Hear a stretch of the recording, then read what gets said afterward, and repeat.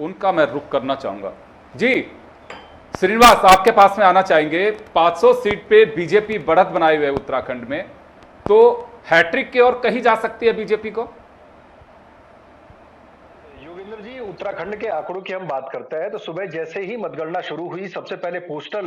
Ballot का खेल शुरू हुआ। पोस्टल बैलेट में भारतीय जनता पार्टी के 2 प्रत्याशियों ने बढ़त बनाई, उसके बाद कांग्रेस के 1 प्रत्याशी ने बढ़त बनाई, यानी भारतीय जनता पार्टी 4-1 से आगे चलती रही पोस्टल बैलेट में। और अगर हम अब ईवीएम की काउंटिंग की बात करते हैं, तीसरे राउंड की इस समय काउंटिंग चल रही है, जिसमें टिहरी लोकसभा सीट से माला राज्य लक्ष्मी शाह 22,056 वोटों से आगे चल रही है, जिनको टक्कर कांग्रेस नहीं दे रही है बल्कि निर्दलीय बॉबी पवार टक्कर दे रहे हैं दूसरे नंबर पे। तीसरी अगर हम बात करते हैं तो पौड़ी लोकसभा से 33,287 वोट से अनिल बलूनी आगे चल रहे हैं, भारतीय जनता पार्टी के प्रत्याशी हैं। इसके अलावा अल्मोड़ा सीट से बात करते हैं तो 59,752 सीटों से अजय टमटा आगे चल रहे हैं। नैनीताल सीट में सबसे ज्यादा वोट लेकर के अजय भट्ट 1,16,466 वोट लेकर आगे चल रहे हैं। पूर्व मुख्यमंत्री त्रिवेंद्र सिंह रावत हरिद्वार से चुनाव लड़ रहे हैं, उनको बकायदा 23,868 वोटों से का मार्जिन उन्होंने अपना बनाया हुआ, यानी भारतीय जनता पार्टी के 5 प्रत्याशी इस समय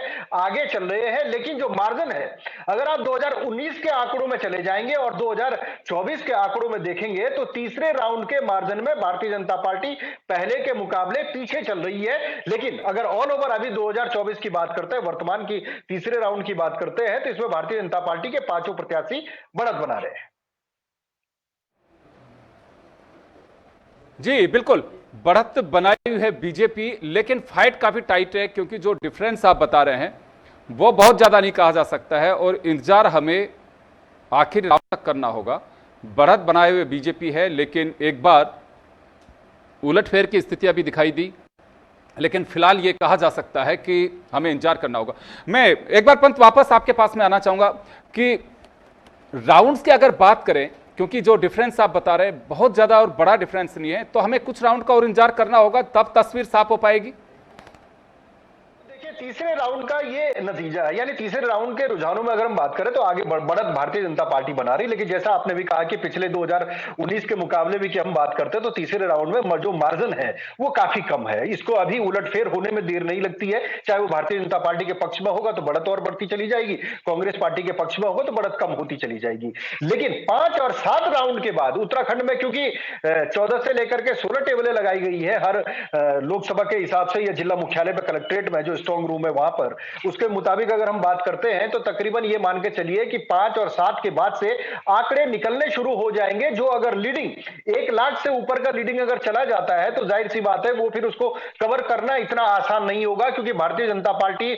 पिछली बार के अगर 2019 के सिनेरियो में हम बात करते हैं तो सबसे ज्यादा वोटों से जीतने वाली जो सीट थी वो नैनीताल उधम सिंह नगर थी, जिसपे 3.5 लाख का मार्जिन चला गया था। तो यानी 3.5 लाख के मार्जिन का जो चुनाव है उस पर 1 लाख की बढ़त अभी वर्तमान में बनी हुई है, तो यानी वो बढ़त बढ़ती हुई जरूर जा सकती है। बाकी और सीटों पर वो बढ़त उतनी ज्यादा नहीं है, तो वो बराबर भी आ सकती है, नीचे भी आ सकती है। लेकिन 5 और 7 के बाद ये बढ़त कैसी रहेगी, क्या यहीं रहेगी या और बढ़ जाएगी, उसके बाद ये आंकड़ों की जो बाजीगरी है वो असल जो हकीकत है वो स्क्रीन पर नजर आने लग जाएगी हमारे यहां, कि किस तरीके से भारतीय जनता पार्टी के प्रत्याशी या कांग्रेस के प्रत्याशी कैसे एक दूसरे को कांटे की टक्कर दे रहे हैं।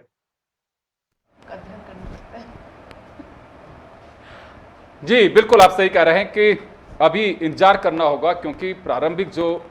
आंकड़े हैं उसमें बीजेपी आगे चल रही है, लेकिन राउंड भी अगर कहें तो 3 से 4 राउंड तक कई जगह पे कंप्लीट हो चुके हैं, कई जगह 5 राउंड भी कंप्लीट हो चुके हैं। हमें थोड़ा इंतजार करना होगा रिजल्ट का, लेकिन जिस तरह से बढ़त बनाए हुए है बीजेपी, उस लिहाज से कहा जा सकता है अगर यही आगे तक चलता रहा सिलसिला तो 5-0 से उत्तराखंड